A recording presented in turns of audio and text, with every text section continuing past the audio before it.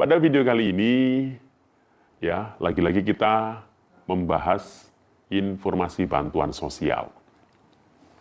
Nah, bantuan sosial saat ini itu harus berdasarkan desil yang ada di DTKS. Jadi, memberikan bantuan itu harus sesuai dengan data. Ya. Nah, desil yang memenuhi syarat untuk masih dikasih bantuan seperti PKH dan BPNT saat ini itu berada di desil 1 sampai 4. Tapi tidak semua masyarakat yang desilnya 1 sampai 4 ini dapat bantuan. Karena ini juga melihat dari kuota. Kuota penerima PKH itu ada sekitar 10 juta keluarga. Sedangkan penerima BPNT atau sembako itu ada sekitar 18 juta keluarga. Sedangkan keluarga se-Indonesia yang berada di desil 1 sampai 4 ada puluhan juta, mungkin sekitar 30-an juta mungkin ya. Nah, atau mungkin sampai 40 juta. Nah, maka dari itu nggak semuanya ini bisa dapat bansos. Nah, nanti akan kita bahas terkait hal itu, dan saat ini Anda bisa melalui HP-nya masing-masing dengan sangat mudah mengecek desil Anda berapa. Ya, apakah desilnya 1, 2, 3, mungkin sampai 10. Nah, termasuk juga kita akan mengupdate penyaluran bansos PKH dan BPNT untuk tahap 1 tahun 2026 ini yang sudah berjalan secara bertahap disalurkan. Dan juga persiapan penyaluran untuk bantuan pangan beras plus minyak goreng ya di bulan Ramadan menjelang Hari Raya Idul Fitri. Dan untuk informasi yang mungkin lagi ramai diperbincangkan di media sosial, yang BPJS PBI yang gratis dari pemerintah ini kan banyak yang non-aktif. Nah, sebenarnya itu tidak dikurangi. Jadi penerima BPJS Kesehatan gratis dari pemerintah, khusus untuk orang-orang tidak mampu, itu bukan dikurangi penerimanya, melainkan dialihkan. Ya. Jadi harus diluruskan, ini dialihkan kepada yang lebih berhak, yang lebih tidak mampu.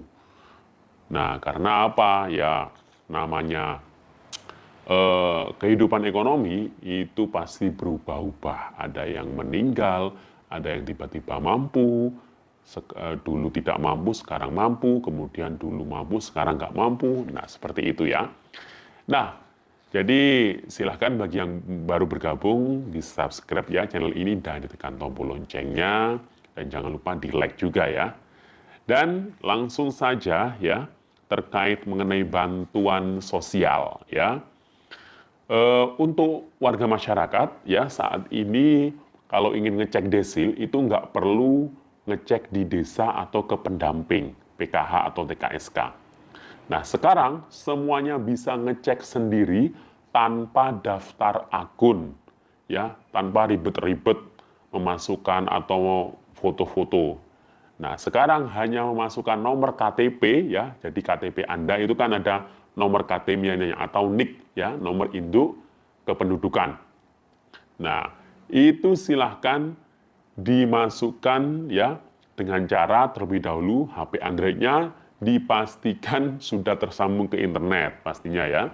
Kemudian di Mozilla atau Google Chrome ya bisa dibuka ya akses internetnya ya di Google itu diketik cekbansos.kemensos.go.id ya cekbansos.kemensos.go.id ID ya. Jadi gitu. Nah, nanti kalau sudah masuk di situ langsung akan ketemu yang paling atas sendiri, silakan diklik ya, cek bansos dan langsung bisa memasukkan nomor induk KTP-nya atau NIK. Kemudian setelah memasukkan nomor KTP-nya, nah di bawahnya itu ada kode captanya. Nah, jadi silakan diketik ya kodenya sesuai dengan yang tertera di situ, disamakan saja ya. Nah, langsung cari dan di situ langsung muncul data Anda. Kalau sesuai NIK ini langsung orangnya langsung, nggak mungkin orang lain yang muncul di data tersebut. Nah, jadi di situ langsung di kolom pertama itu ada keterangan desil. Nah, di situ Anda harus dilihat desil berapa kira-kira.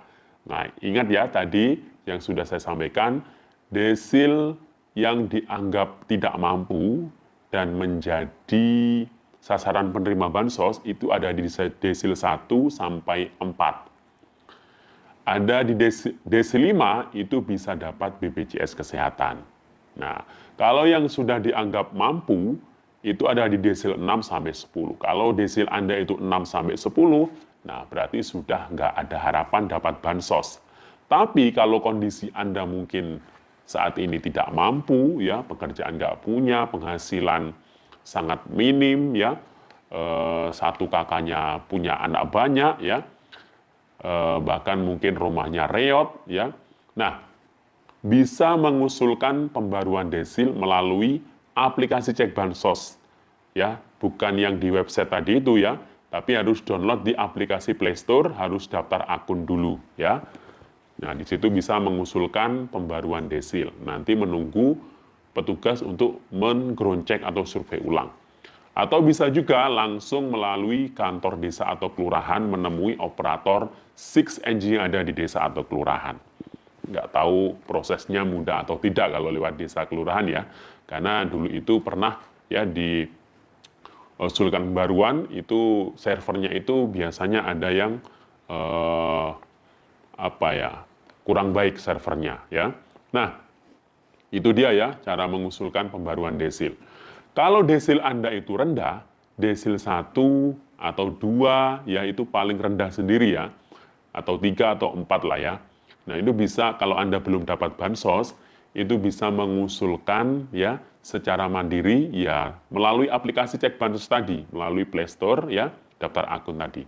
Atau bisa usul ke desa atau kelurahan. Jadi, pengusulan pembaruan desil atau usul untuk bisa dapat bansos ya. Nah, itu hanya 2 tadi, lewat aplikasi cek bansos dan juga lewat desa atau kelurahan. Nggak ada cara lainnya. Jadi hanya 2 jalur itu tadi. Ya, jadi paham ya sampai di sini terkait hal tersebut. Nah, jadi kalau kemarin sempat ramai diperbincangkan BPJS yang gratis, yang PBI itu banyak yang dinonaktifkan. Nah, berarti itu sudah masuk di desil 6 sampai 10. Ya. Nah, saat ini pemerintah ini memberikan kelonggaran ya yang sempat tidak dinonaktifkan kemarin. Kalau orangnya ya punya penyakit kronis dan katastrofik itu sudah diaktifasi secara otomatis ya oleh sistem. Mungkin yang biasa untuk cuci darah seperti itu ya, penyakit kronis.